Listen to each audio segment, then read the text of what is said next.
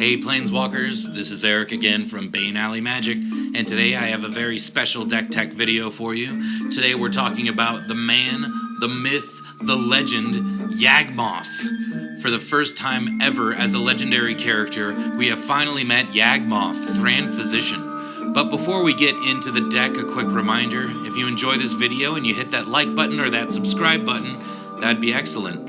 So Yawgmoth is an ancient and powerful villain, sometimes considered the most powerful character in Magic's history. He discovered the plane of Phyrexia and actually became a god of it. Then he successfully invaded Dominaria and defeated the Thran Empire with a mechanical Phyrexian army. He even created his own plane known as Wrath. He is also known as Yawgmoth the Ineffable and the Lord of the Wastes. Recently spoiled for the up-and-coming Modern Horizons set is the card Yawgmoth Thran Physician, which seems to be Yawgmoth before he became a Planeswalker or a god. For 2 and 2 black, you get a 2/4 human cleric with protection from humans. That basically means Yawgmoth can't be blocked, dealt damage, or targeted by humans.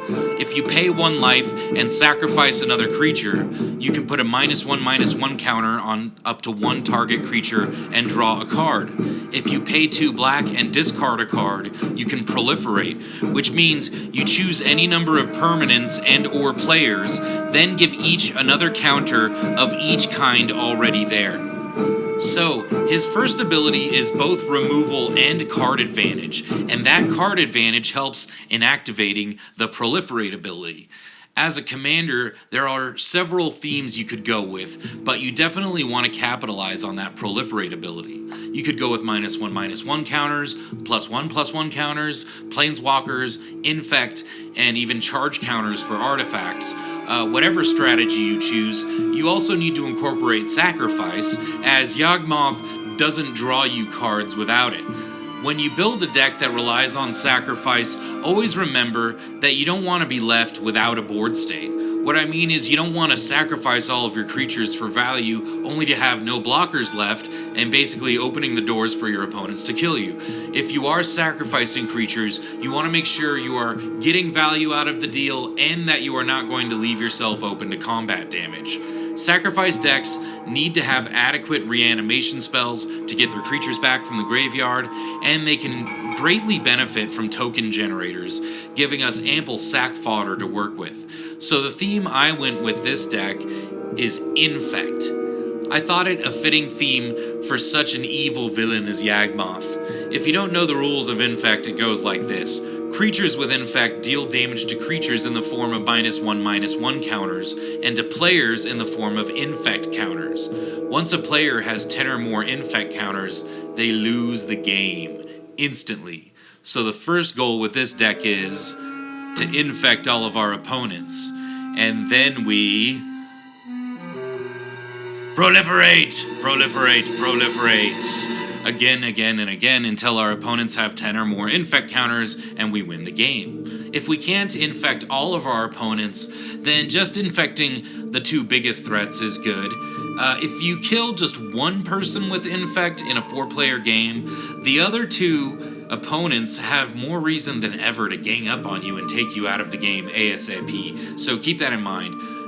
Try to get at least 2 opponents infected before you start discarding cards. If that doesn't work, we do have a backup plan, which we will get to shortly. But first, let's talk about the creatures. Starting with our Infect creatures.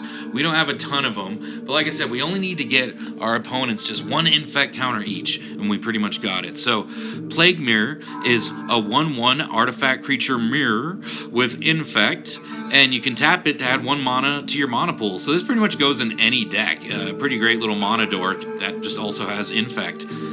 Claw Mirror is also 2 mana for a 1/1 mirror, and it has Infect, and when Claw Mirror becomes blocked, it gets +2/+2 till the end of the turn. Sweet. Then we have Plague Stinger, 1 and a black for a 1/1 flying Infect insect horror. Excellent. Yes, faces only a mother could love. Next we have Rats, 1 and 2 black for a 2/1 rat with Infect, and when Rats enters the battlefield, each player gets an Infect counter. Yeah, each player, including us, but that's not a big deal because we don't have to proliferate ourselves. But man, if we can just get Ichor Rats out as soon as possible, then we can just start discarding cards to Yawgmoth right away and just start proliferating right away, because every one of our opponents at that point will have an Infect counter. So definitely one of the most important Infect creatures. If you're going to tutor up a creature in this deck, you pretty much want it to be Ichor Rats. Next we have Phyrexian Crusader, 1 and 2 black for a 2/2 zombie knight with first strike, protection from red and white, and Infect. So this is great. It's got first strike, giving those -1/-1 counters on creatures and lowering the amount of damage that they are going to deal to Phyrexian Crusader when they deal the normal damage. And also just protection from red and white, so it has evasion, pretty spooky. Next we have Whispering Spectre. For 1 and 2 black, you get a 1/1 Spectre with Infect, and whenever Whispering Spectre deals combat damage to a player, you may sacrifice it. If you do, that player discards a card for each poison counter he or she has. So if you want your opponents to be discarding some cards, if you're worried about what's in their hand, you can sacrifice Whispering Spectre and make them discard those cards. Mostly this is in here because it's a flying Infect creature. That's always great for Infect to have flying. Next we have Black Cleave Goblin, 3 and a black for a haste Infect Goblin. That's a 2/1, and it's also a zombie. So Black Cleave Goblin is in here mostly just because it has haste, which is always a surprising thing. So your opponents will think they're safe for a turn. Suddenly you have a hasty Infect creature, and they got poison counters, and that's exactly what we want. Next we have Flesh Eater Imp, 3 and a black for a 2/2 flying Infect Imp that also has sacrifice a creature to have Flesh Eater Imp get +1/+1 until the end of the turn. So this is another sacrifice outlet. Just like Yawgmoth, Thran Physician is a sacrifice outlet that literally you only have to pay 1 life to activate, and you have a sack outlet, even though, sacrificing the creature is the activation cost. Sometimes the only effect we really want is just sacrificing a creature. If our opponents are trying to, say, exile our creature, or gain control of our creature, or make a copy of our creature, or enchant our creature, any of those things, we can instead respond by sacrificing a creature. So it's good to have a sacrifice outlet in any commander deck.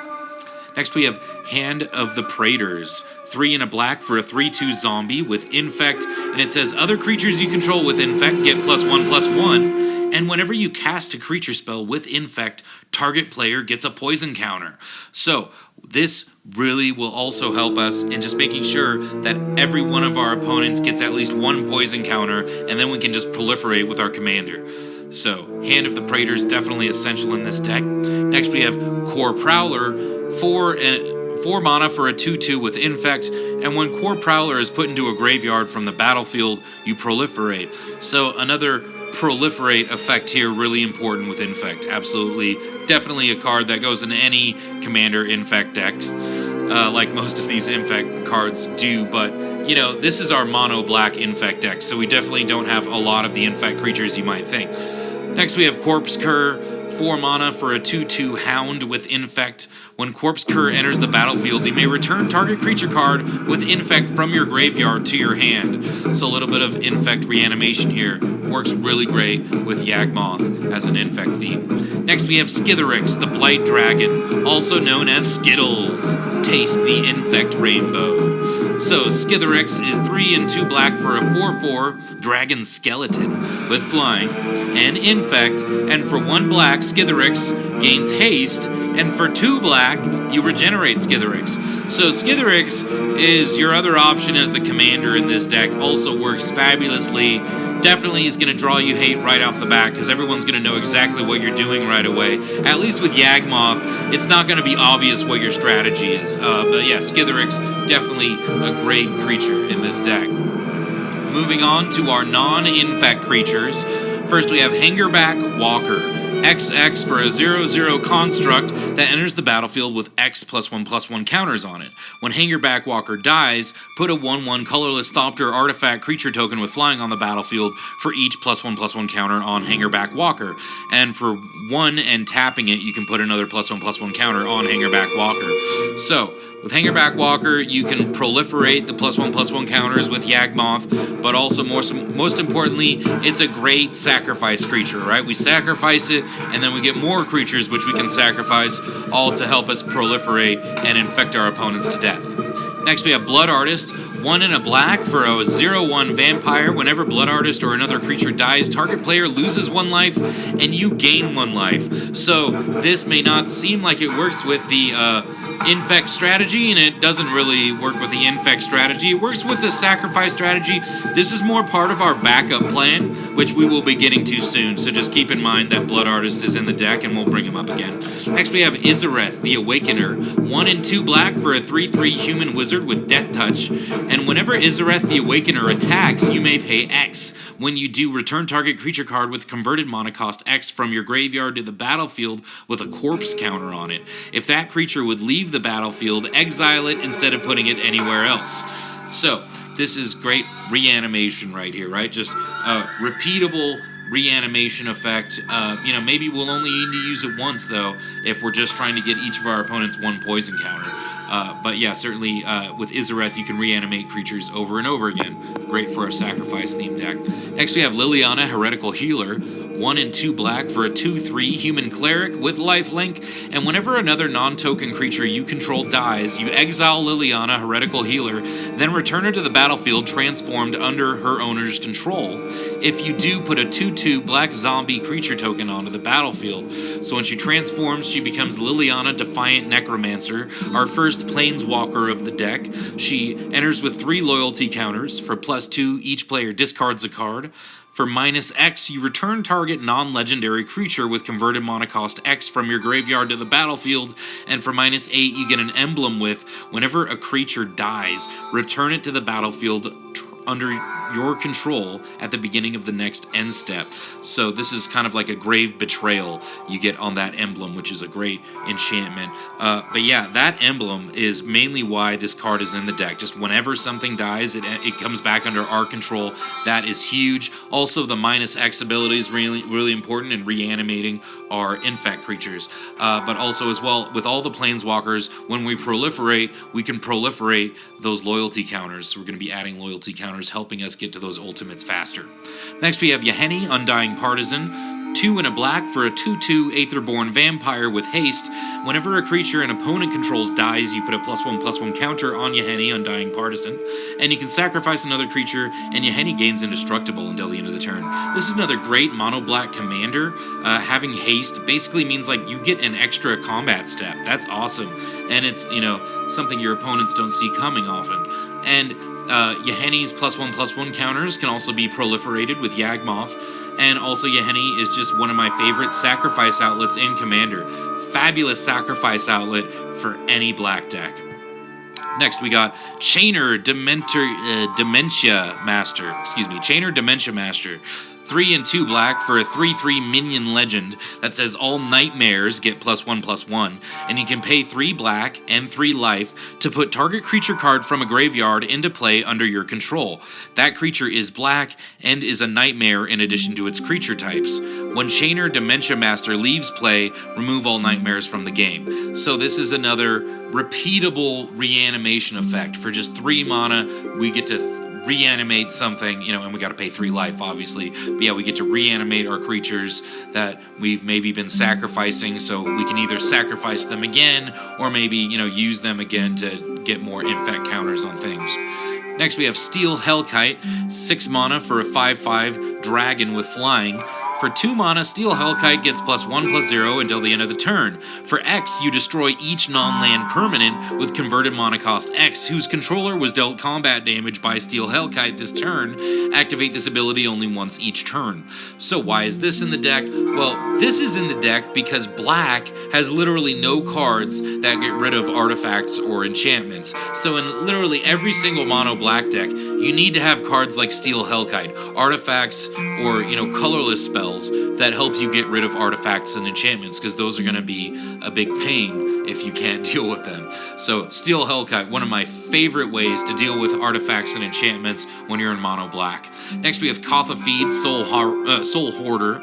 For 4 and 2 black, you get a 6/6 demon with flying. It says whenever a permanent owned by another player is put into a graveyard from the battlefield, you draw a card and lose 1 life. So just a nice little card draw outlet, and a 6/6 flying demon never hurts either. Next we have Demon Lord Belzenlock, 4 and 2 black for a 6/6 demon with flying and trample.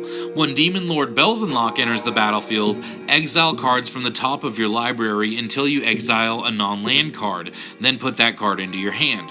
If the card's converted mana cost is 4 or greater, repeat this process. Demon Lord Belzenlock deals 1 damage to you for each card put into your hand this way. So if your entire deck is converted mana cost 4 or greater, yeah, this could potentially kill you. I have actually seen this kill one unfortunate soul, but most of the time this is going to be drawing you a few cards, and that's great on a 6/6 flying trample demon. Yeah, we want card advantage, so this, I think, on average is going to be drawing you 2 cards. You know, maybe more like 1 card. If you get 2 cards, that's great. If you get 3 cards, that's awesome. If you get 4 cards, I haven't, got that far yet. But man, I mean, the sky's the limit. You could potentially kill yourself with Demon Lord Belzenlock, but I really doubt it.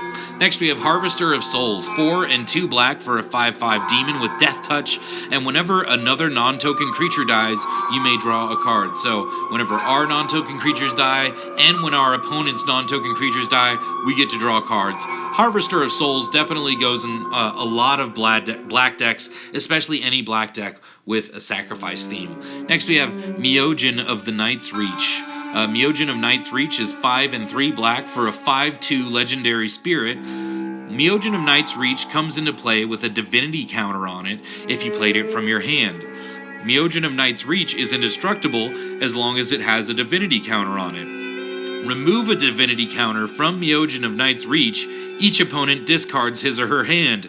Okay, you see, we can proliferate them divinity counters, yeah. So we have this consistently indestructible Myojin of Night's Reach, and our opponents just have no hands for the rest of the game, as long as we have both Yawgmoth and Myojin on the battlefield.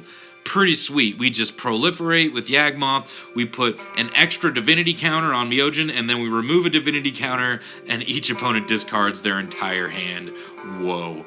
Next we have Mikaeus the Unhallowed, 3 and 3 black for a 5/5 zombie cleric with Intimidate. Whenever a human deals damage to you, destroy it. And it says other non-human creatures you control get +1/+1 and have Undying. So when a creature with Undying dies, if it had no +1/+1 counters on it, return it to the battlefield under its owner's control with a +1/+1 counter on it. Next we have Kokusho the Evening Star, 4 and 2 black for a 5/5 dragon spirit with flying. When Kokusho the Evening Star dies, each opponent loses 5 life, and you gain life equal to the life lost this way. So if you're in a 4-player game and each opponent is losing 5 life, you're gaining 15 life. Another great commander here. Also Mikaeus is another great commander. These two are in the deck as our backup plans, alright? So let's start with Mikaeus the Unhallowed. Our backup plan with him is if we can get Blood Artist and 2 other creatures out and Yawgmoth, then we basically have an infinite combo here. Almost infinite, depends on how many cards are in our deck.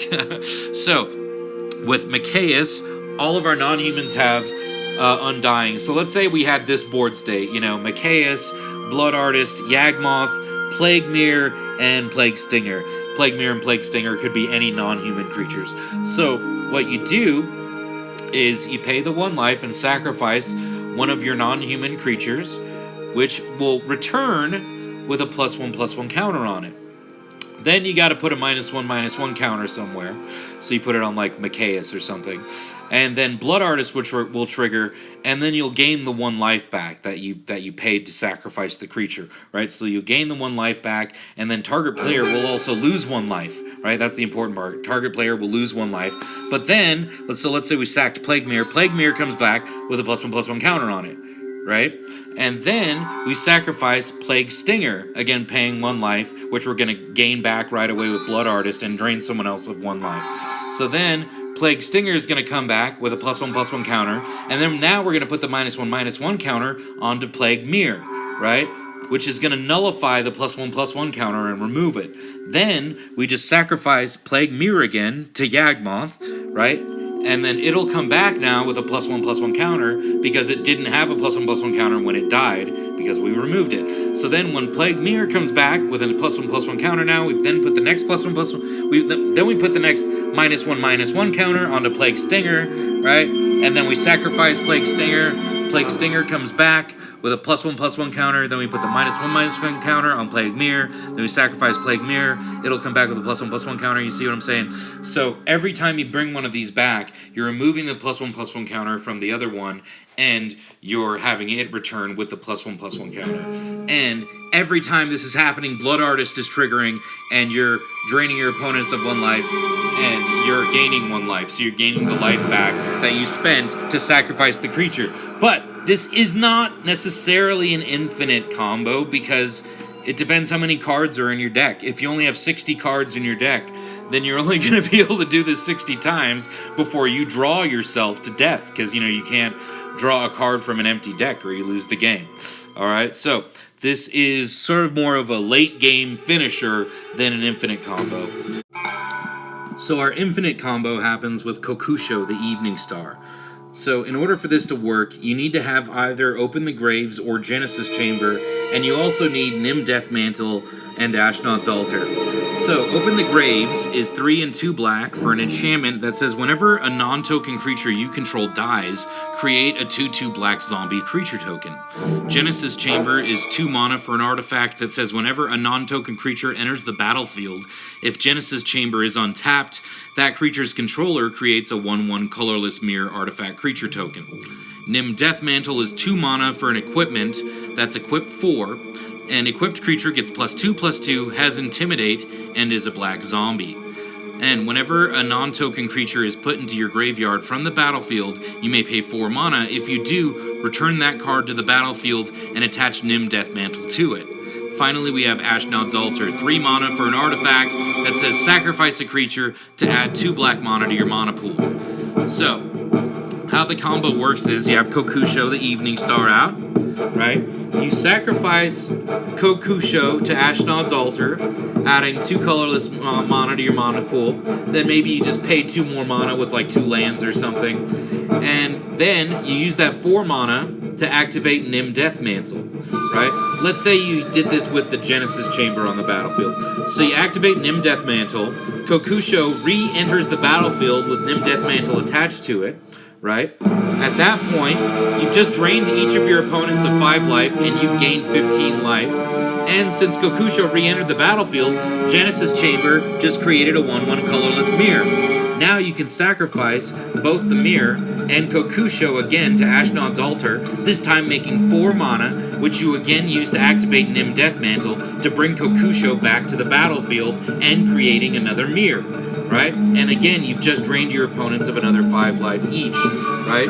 So because you keep on creating mirror when Kokusho re-enters the battlefield, you can just keep on sacrificing Kokusho in the mirror to Ashnod's Altar, making 4 mana, activating Nim Deathmantle, and bringing them both back, essentially. It also works with Open the Graves, because with Open the Graves, you're going to be making the zombie token when Kokusho dies, and then when Kokusho comes back, you can sacrifice them both again, makes another token when it dies, so it works when you make the token either when Kokusho dies or when it enters the battlefield.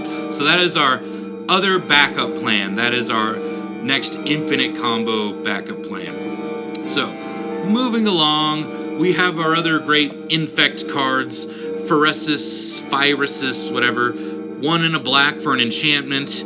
For an aura, enchanted creature has Infect. Perfect. We got plenty of non-Infect creatures that we'd love to give Infect to. Same with Tainted Strike. Just 1 black for an instant.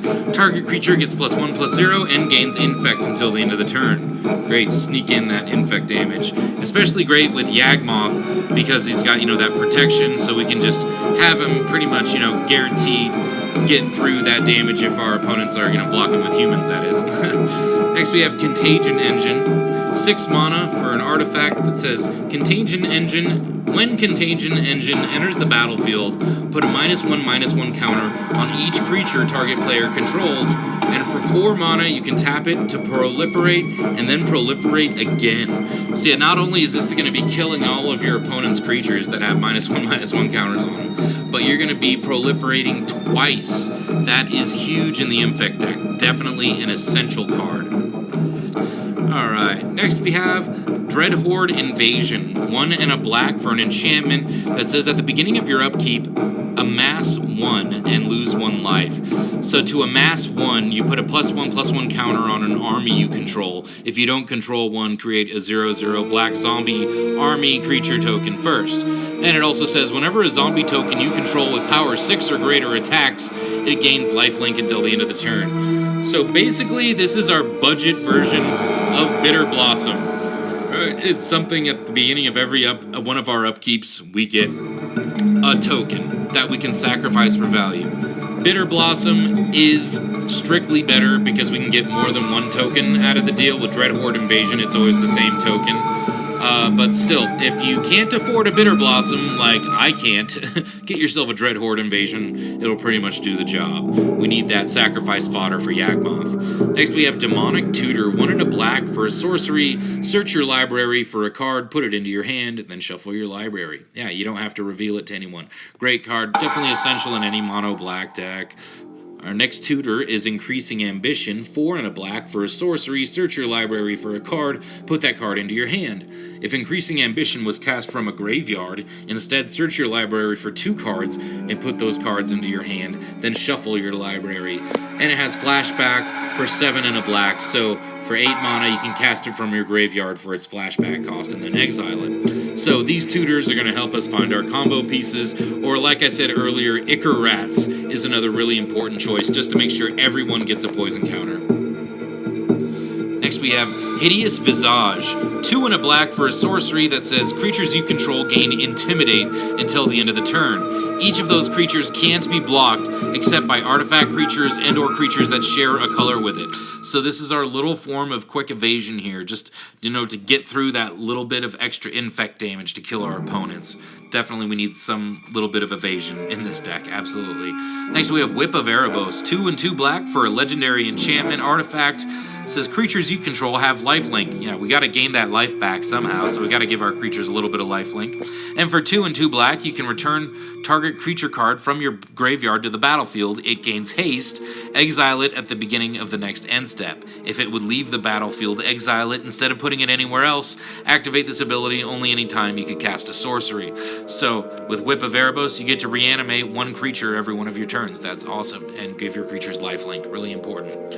Next we have Rise of the Dark Realms. 7 and 2 black for a sorcery that says put all creature cards from all graveyards onto the battlefield under your control.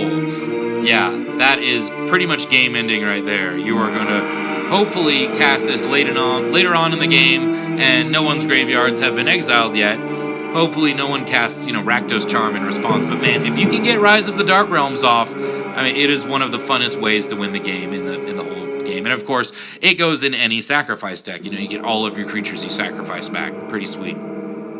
So, moving on to mass reanimation spells, we'll kind of go into our removal, because our removal starts with a really great reanimation spell, Living Death. 3 and 2 black for a sorcery that says each player exiles all creature cards from their graveyard, then sacrifices all creatures they control, then puts all cards they exiled this way onto the battlefield. So basically you're switching your graveyard with whatever creatures you have on the battlefield, right? So this is great in any sacrifice deck, because you basically start by sacrificing all of your creatures, right? And getting whatever value you can off of that. And then cast Living Death, and you get all of them back. Meanwhile, your opponents have to sacrifice all of their creatures.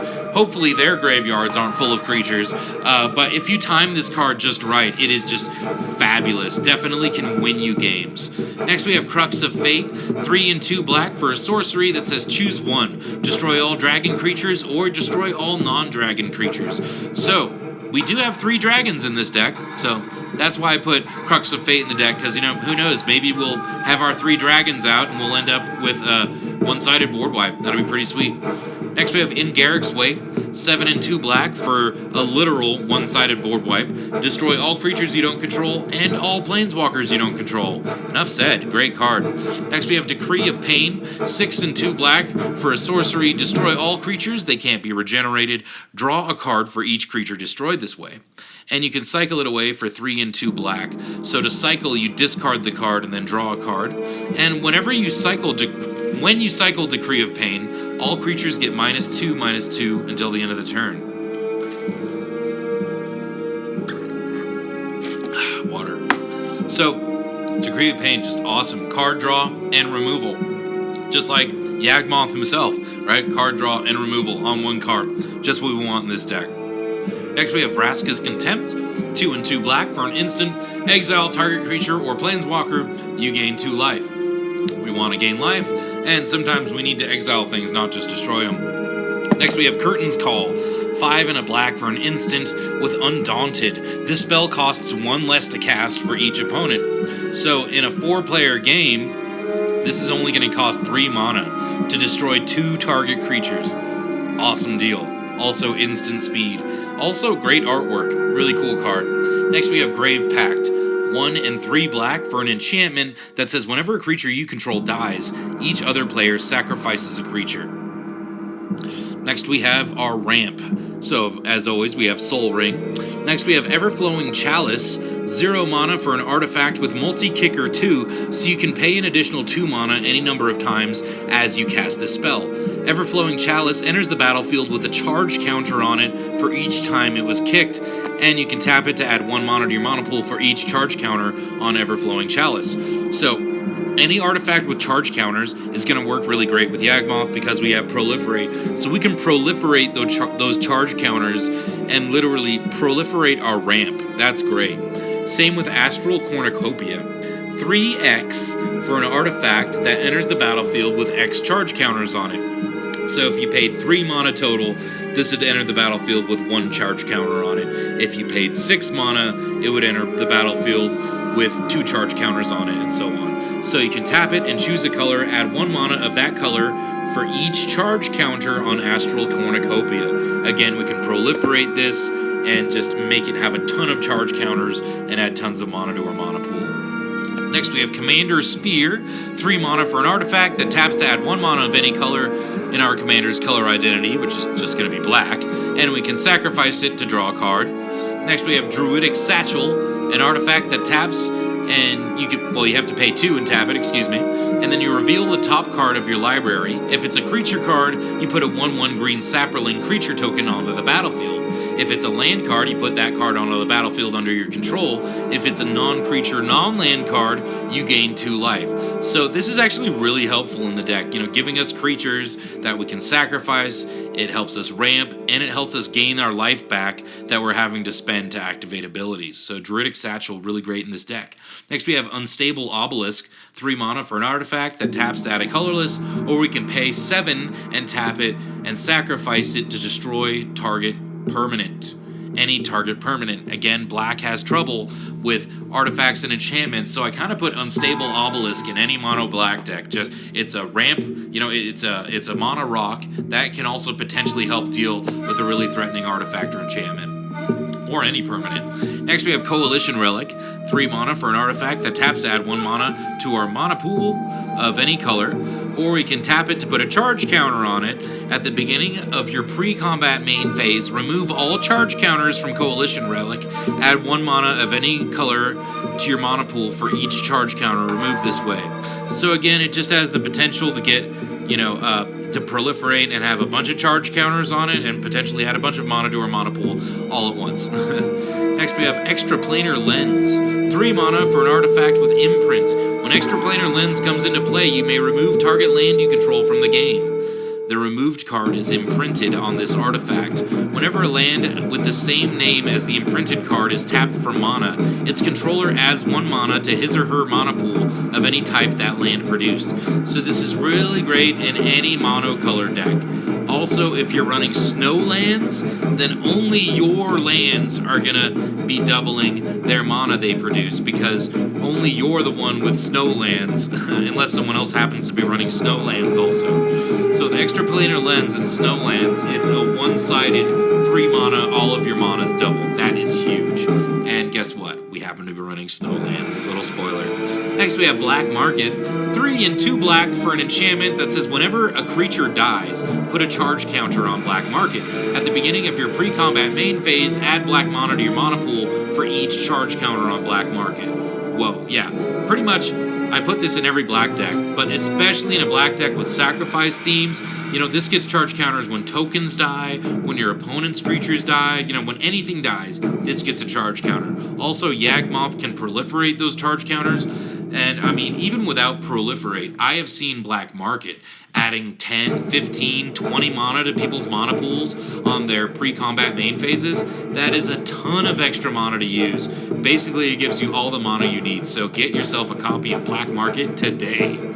Next we have our 2 cards that are strictly for card draw. We have Dark Prophecy, 3 black for an enchantment. Whenever a creature you control dies, you draw a card and lose 1 life.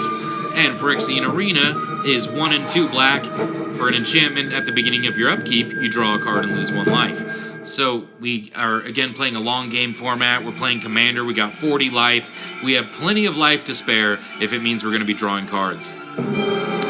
Next we have Ob Nixilis Reignited, 3 and 2 black for our second Planeswalker, Ob Nixilis, with 5 loyalty counters. +1, you draw a card and you lose 1 life. -3, destroy target creature.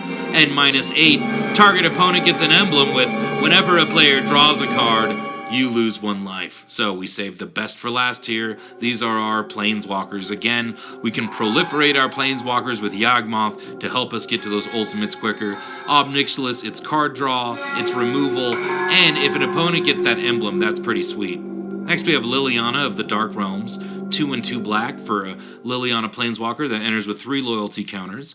+1, search your library for a swamp card, reveal it, and put it into your hand, then shuffle your library. -3, target creature gets +X/+X or -X/-X until the end of the turn, where X is the number of swamps you control. And for -6, you get an emblem with swamps you control have tap to add 4 black mana to your mana pool. Yeah, that's a lot of black mana you get to add to your mana pool. So this is a Planeswalker that gets to tutor up swamps and put them into our hand, which is basically a fort card advantage. You know, we're drawing a land every turn with Liliana of the Dark Realms, and eventually we're going to be ramping a ton if we can get to that ultimate. Liliana Dreadhorde General is next, 4 and 2 black for a Planeswalker that enters with 6 loyalty counters, and her static ability says whenever a creature you control dies, draw a card. So if we have both Liliana Dreadhorde General and Yawgmoth on the battlefield, and we're sacrificing a creature with Yawgmoth, we're going to be drawing 2 cards. For +1, you get to create a 2/2 black zombie creature token. For -4, each player sacrifices 2 creatures, and for -9, each opponent chooses a permanent they control of each permanent type and sacrifices the rest. Yeah, that is ridiculous. So they get to choose 1 land, 1 Planeswalker, 1 artifact, 1 enchantment, and 1 creature, and sacrifice everything else. Yeah, that is ridiculous. That is awesome. Pretty much you're going to win the game if you get that off. Next we have our final 2 cards, Liliana the Last Hope and Liliana Vess. Liliana the Last Hope is 1 and 2 black for a Planeswalker that enters with 3 loyalty counters. For +1, up to 1 target creature gets -2/-1 until your next turn. -2, put the top 2 cards of your library into your graveyard, then you may return a creature card from your graveyard to your hand. -7, you get an emblem with, at the beginning of your end step, put X 2/2 black zombie creature tokens onto the battlefield, where X is 2 plus the number of zombies you control. Okay, so this is a pretty expensive card, but man, it does a lot of work. I happen to have an extra one, so I have it in my deck. I think it goes really great with this deck, because we do happen to have several zombies in the deck, several things that make zombies, and if we can get this ultimate off, I mean, it's definitely game-winning. You know, we're going to get a ton of zombie tokens out of the deal. The +1 ability helps her to protect herself, and the -2 ability helps us reanimate our creatures. More things that we want. Next we have Liliana Vess, 3 and 2 black. She enters with 5 loyalty counters. +1, target player discards a card. -2, you search your library for a card, then shuffle your library and put that card on top of it. And -8, put all creature cards from all graveyards onto the battlefield under your control. So -8 is a Rise of the Dark Realms. That's pretty sweet. We often aren't going to get there, though, because most of the time we're going to be probably using that -2 effect. I mean, it's so tempting. Just tutor for any card and put it on top of our library. That's just a pretty sweet ability. But yeah, I mean, we make up for it with the fact that we have Yawgmoth, we can proliferate her. Even if we use that -2 effect, we could potentially get to the ultimate here. Alright, so that's it. Moving on to the lands, of which we have only 37, but we are playing mono black. So we have Blast Zone to start, one of the newer cards. It's enters with a charge counter on it, so we can proliferate those charge counters. Taps to add a colorless. For XX, you put X and tapping it, XX and tap it. You put X charge counters on Blast Zone. Finally, you can pay 3 mana and tap it and sacrifice it to destroy each non-land permanent with converted mana cost equal to the number of charge counters on Blast Zone. So this definitely goes in any mono black deck, again, because sometimes you gotta destroy all those artifacts or all those enchantments. Unfortunately, this only hits them that are a specific mana cost, but, you know, whatever. This is our mono black form of artifact and enchantment removal, right? You gotta have cards like Blast Zone. Next we have Karn's Bastion, taps to add a colorless, or we can pay 4 and tap it to proliferate. Great. Next we have Phyrexian Tower, taps to add a colorless, or we can tap it and sacrifice a creature to add 2 black mana to our mana pool. It's a nice little sack outlet, helps us ramp a little bit. Next we have Yawgmoth Nexus, our final Infect card. So Yawgmoth Nexus is a land that taps to add a colorless, or you can pay 1 mana, and Yawgmoth Nexus becomes a 1/1 Blink Moth artifact creature with flying and Infect until the end of the turn. It's still a land. So, Infect with evasion. Fabulous. Next we have our 2 lands that tap to add 2 mana to our mana pool all by themselves. Everglades is first, it enters tapped. When it enters the battlefield, you have to sacrifice it unless you return an untapped swamp you control to its owner's hand, and this taps to add both 1 and a black to our mana pool. So hear me out, this might sound bad, but this is ramp on a land, you know? You are basically paying 2 mana to net yourself an extra land. Right? So what's the 2 mana you're paying? Well, you have to return an untapped swamp you control to your hand, so that's like you're paying 1 mana, you know, and this enters the battlefield tapped. So it's almost as though you're paying 2 mana to net yourself 1 extra land on the battlefield, even though that land is technically like going to your hand. You still are getting an extra land drop out of the deal, and anyone who plays Commander knows, you know, this is a long game format. You are almost always eventually going to get to a turn where you miss a land drop. So anything that adds an extra land drop to your hand is very helpful. And yeah, this just taps to add 2 mana to your mana pool. So it's as though you cast a Farseek, you know? Farseek is a green spell, you pay 2 mana, you get a land on the battlefield. That's basically what this is doing. Outside of green, I think they work great, so you should try them out. Don't discount them. Next we got Temple of the False God. This land taps to add 2 mana to your mana pool. Activate this ability only if you control 5 or more lands. So again, we're playing a long game format, so if you don't have 5 or more lands, you're probably just losing the game anyway. Personally, I put Temple of the False God in almost every single deck, unless maybe I'm playing a 5-color deck. But yeah, almost every deck I play Temple of the False God, and it pretty much has never failed me. You know, like I said, unless maybe I only have 4 lands, and at that point I'm probably just losing the game anyway. Moving along, we have Scrying Sheets, a snow land. Taps to add 1 to our mana pool, or we can pay 1 and a snow and tap it to look at the top card of our library. If that card is snow, we may reveal it and put it into our hand. So, as you see, we're playing with snow-covered swamps. So, this just means we pay 2 and tap it, look at the top card of our library. If it's one of those swamps, or maybe Frostwalk Bastion, one of our snow lands, we get to just put it into our hand. So a little bit of card advantage for having snow-covered lands. Also, like I said, we have extra planar lens in the deck, and so with snow lands, extra planar lens is going to be helping us out and not helping out our opponents. Pretty sweet. Next we have Frostwalk Bastion, a snow land that taps to add a colorless, or we can pay 1 and a snow, and until the end of the turn, Frostwalk Bastion becomes a 2/3 construct artifact creature, and it's still a land. And whenever Frostwalk Bastion deals combat damage to a creature, you tap that creature and it doesn't untap during its controller's next untap step. So, helping us keep our opponent's creatures tapped down so we can get in that infect damage and proliferate.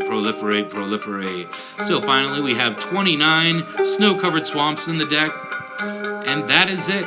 That is Yawgmoth, Thran Physician. Well, I hope you enjoyed the video. If you did, hey, please hit that like button or that subscribe button. I'd really appreciate it. This is Eric from Bane Alley Magic signing off. Until next time, take care, take it easy.